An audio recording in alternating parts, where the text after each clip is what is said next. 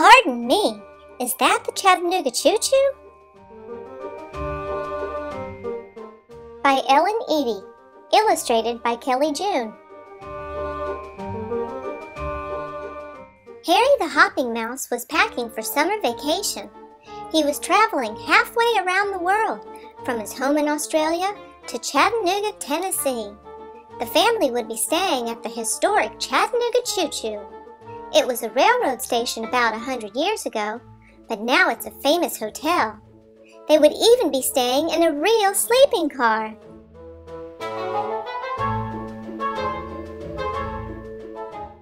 When they arrived at the Chattanooga airport, Harry and his family rushed to the baggage claim area. There was a lot of noise and confusion. Harry began playing on the luggage carousel, even when his mother told him not to. He was still playing when his mother called for him to get into the taxi cab. Harry grabbed his backpack and jumped into the yellow taxi. The wrong yellow taxi. Realizing his mistake, Harry scrambled to look out the window.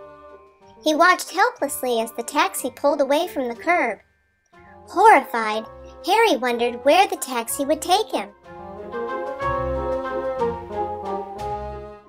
After 30 minutes, the yellow taxi came to a screeching halt. Harry tumbled out of the cab and was greeted by a gnome standing on a rock. Behind him was a quaint stone building. "Pardon me, gnome," Harry said. "Is that the Chattanooga Choo Choo?" "Oh no," giggled the gnome. "That's Rock City. You should see it."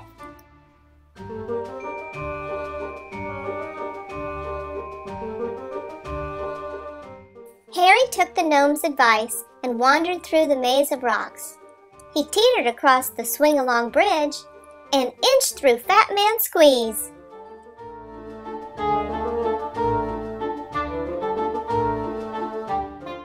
At the gift shop, Harry saw a little boy buying a birdhouse.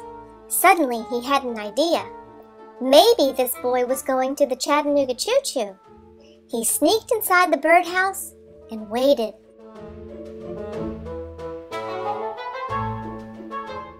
Harry jiggled and joggled inside the birdhouse.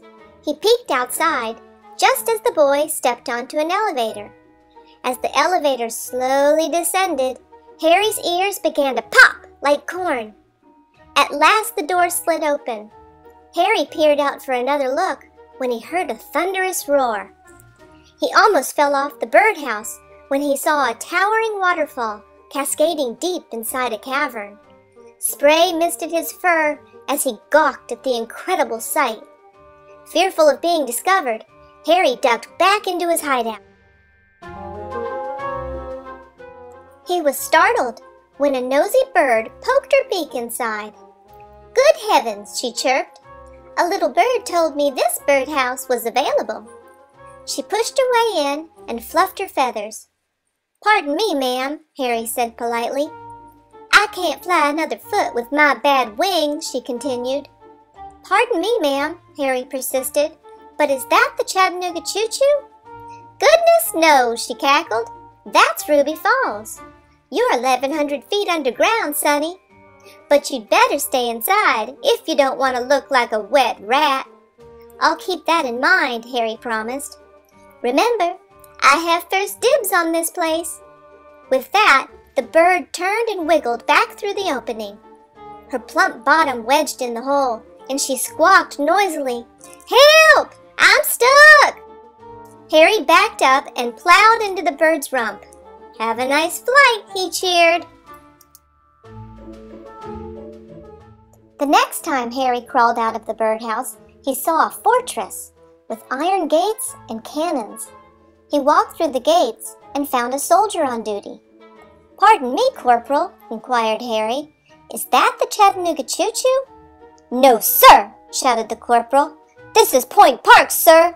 Lookout point for the Confederate Army, sir." "Well, where would I find the Chattanooga Choo Choo, Corporal?" "In the valley, sir."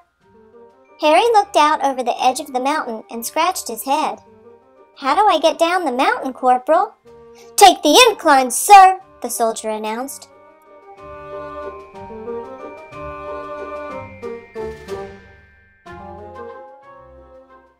Harry followed the corporal's directions and found the incline.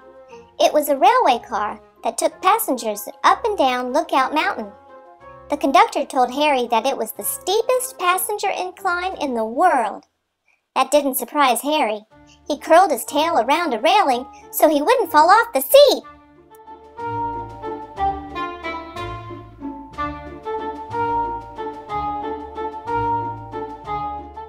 When Harry stepped off the incline, he spotted another taxicab at the curb. He hopped in and felt his stomach churn with excitement. Maybe it would take him to his family. Minutes later, the taxi stopped in front of an amazing building. Fountains, streams, and trees surrounded it. Harry was hot, so he jumped out of the taxi and into the fountains.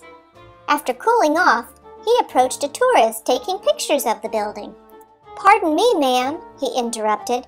"Is that the Chattanooga Choo Choo?" "No, my dear," the woman replied with a smile. "That's the Tennessee Aquarium. It's a huge tank for freshwater wildlife. I have an extra ticket that you can use." "Oh, thank you, ma'am," Harry said.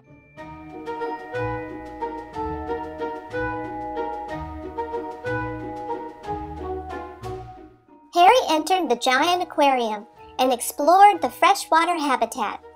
He was waving to a scuba diver swimming with the fish when a giant catfish appeared from out of nowhere and swam right toward him.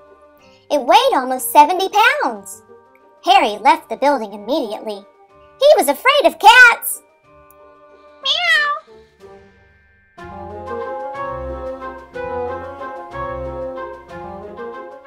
After his scare, Harry wandered through downtown Chattanooga. He stumbled upon the Creative Discovery Museum and was swept inside with the whole kindergarten class as they marched through the doors with their teacher. Harry visited every room in the museum. He was amazed at all of the experiments he could conduct. But his favorite activity was digging up bones in the dinosaur pit. What fun! They even gave him tools to excavate the fossils.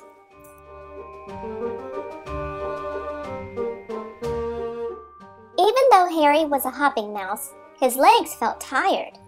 He noticed an IMAX 3D theater on the corner and decided to go inside for a rest. His 3D glasses were too big, but he managed to make them fit. As he nibbled his popcorn, he marveled at how real the movie seemed. Once, Harry even thought the shark on screen was going to eat him. As the shark swam closer, Harry panicked and flipped out of his chair. Embarrassed, he grabbed his backpack and fled the theater.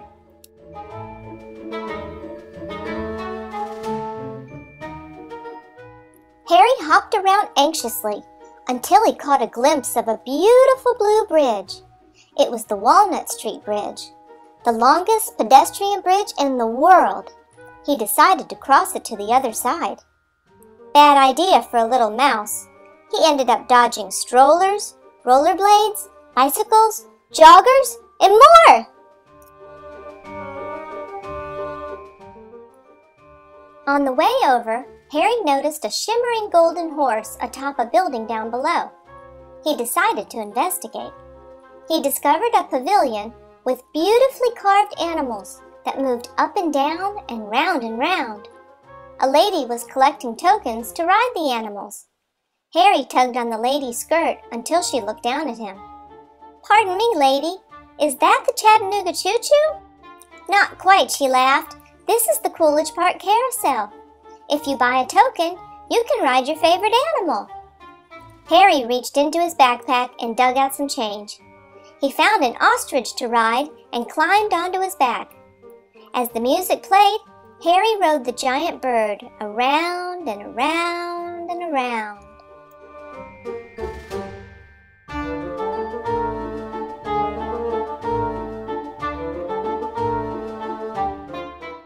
After several minutes, Harry felt very dizzy. He hopped off the bird and wobbled to the riverbank to get some fresh air. As he started feeling better, he heard a strange sound. Psst, psst. It was echoing from underneath the bridge. Harry looked up and spied a rock climber pulling himself up a column on the bridge. The climber's name was Mike. He dared Harry to climb the famous Walnut Wall. Harry put on climbing gear and raced his challenger up the stony mass. His legs were stronger than Mike's, and he won with ease.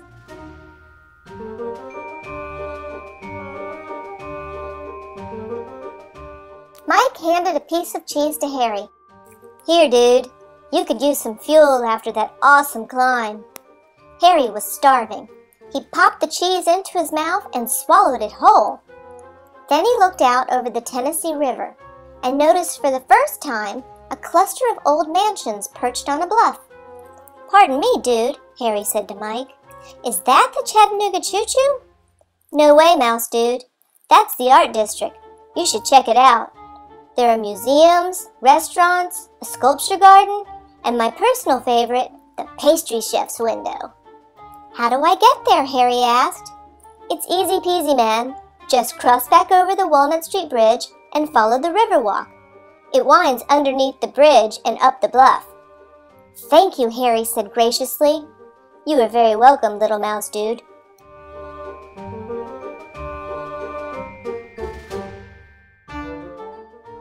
Harry enjoyed the twists and turns leading to the art district. He admired the art at the Hunter Museum and the unusual sculptures at the sculpture garden. Harry was even inspired to create his own sculpture. He called it Stinky Cheese.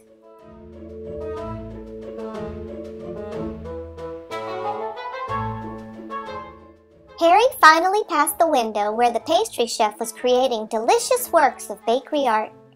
He sampled a little bit of everything. With his tummy full and his legs tired, Harry began to feel sleepy. He noticed an empty coffee can on the side of the street and crawled inside for a rest.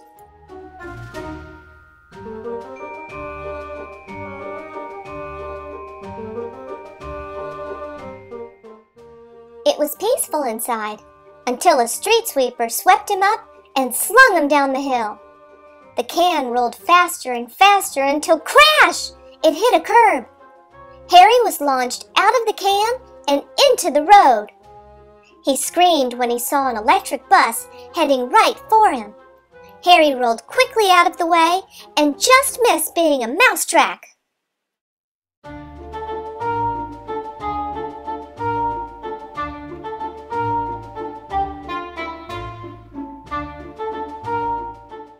By now, Harry was very anxious to find his family. He boarded the same car-to-shuttle bus that had nearly mowed him down and toured the city. It was free! Harry sat quietly on the bus and thought about his predicament. He missed his parents and his sister Hattie. If only he hadn't misbehaved on the luggage carousel. If only he hadn't gotten into the wrong taxi. If only... Harry closed his eyes and started to sniffle.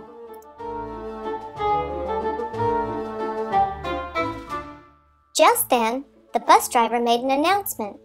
In a deep southern drawl, he said the sweetest words Harry had ever heard. "Next stop, the Chattanooga Choo Choo." Harry's wet eyes popped open. He leaped for the cord next to his seat and swung on it till the bell rang.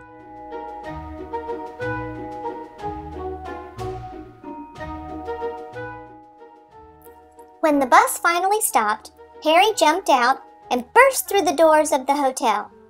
He anxiously searched the historic lobby. He found his family at the concierge's desk. His mother was sobbing, her face in her paws.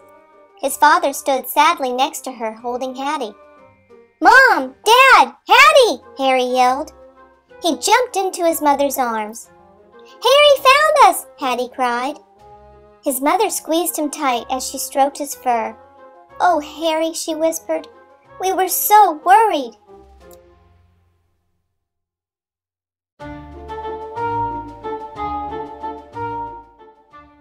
"Let's get a good night's sleep, son," his dad said, patting his head.